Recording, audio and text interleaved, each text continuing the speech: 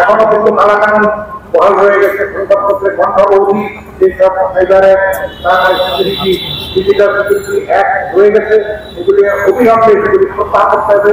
এই সরকারের বয়স 2 মাস হয়েছে, কিন্তু আমরা সেই ক্ষেত্রে অগ্রগতি, উল্লেখযোগ্য অগ্রগতি এখনো দেখতে পাচ্ছি না। মঞ্জুর রহমানের আজকে জামিন হয়েছে, তার মামলা কিন্তু প্রত্যাহার করা হয়নি। এটা আমরা অবিলম্বে প্রত্যাহার দাবি করছি এবং বিচারের দাবি করছি। আগে যারা অন্যায়ভাবে শাস্তি দিয়েছে এবং যারা আমরা হয়রানিমূলক মামলা দিয়েছে, এখনো কিন্তু কালাকানুন বহাল হয়ে গেছে। সংবাদপত্রে কণ্ঠবধি যেসব ফাইবারে ডিজিটাল সিকিউরিটি অ্যাক্ট হয়ে গেছে, এগুলি অবিলম্বে সেগুলি প্রত্যাহার করতে হবে।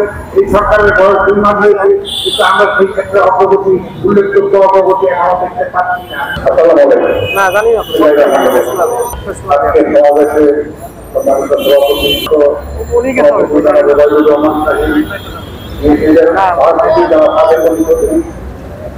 সভাপতি যারা মোহাম্মদ শহীদুল ইসলাম, সাধারণ সম্পাদক যারা খুশিদ আলম সহ এবং সাংবাদিক ইউনিয়নের নেতৃবৃন্দ, জানেন যে একটা কালো স্বৈরাচারকে এই জাতি ছাত্র জনতার গণ অভ্যুত্থানের স্বৈরাচার উৎখাত হয়েছে, কিন্তু এখনো কিন্তু লড়াই হয়ে গেছে। 26 জুলাই কিন্তু শেষ হয়ে যায়নি, এখনো সীমান্তে রক্ত হচ্ছে, এখনো অন্তর্ঘাত হচ্ছে, এখনো এই বিপ্লবকে নষ্ট করার জন্য ষড়যন্ত্র করতে দেখে দেশের বাইরে।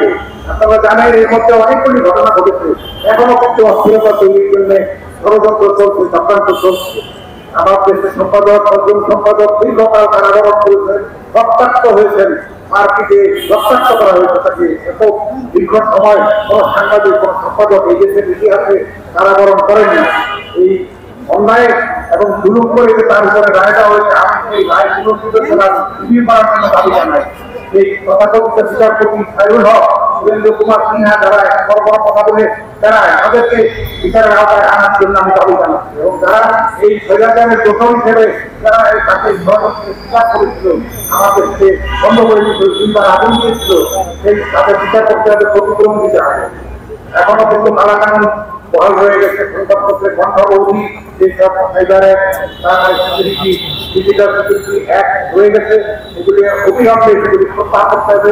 এই সরকারের বয়স 2 মাস হয়েছে, কিন্তু আমরা সেই ক্ষেত্রে অগ্রগতি, উল্লেখযোগ্য অগ্রগতি এখনো দেখতে পাচ্ছি না। এটা কোনোভাবেই অভিপ্রেত নয়।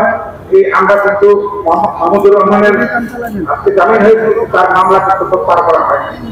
এটা আমরা অবিলম্বে প্রত্যাহার দাবি করছি এবং বিচারের দাবি করছি।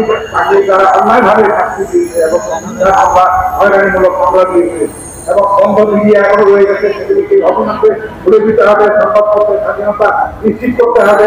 এই সরকারের থেকে থাকার এবং ছাত্র জনতার যে মহান গণ অভ্যুত্থান, এটাকে ধরে রাখার জন্য, এটাকে সংহত করার জন্য, সামনে এগিয়ে নিয়ে যাওয়ার জন্য একটা নির্বাচিত তত্ত্বাবধায়ক সরকারের যে অধীনে একটা গ্রহণযোগ্য, সম্মানজনক, সুষ্ঠু, অবাধ নির্বাচনের মাধ্যমে একটা রাজনৈতিক সরকার আসবে।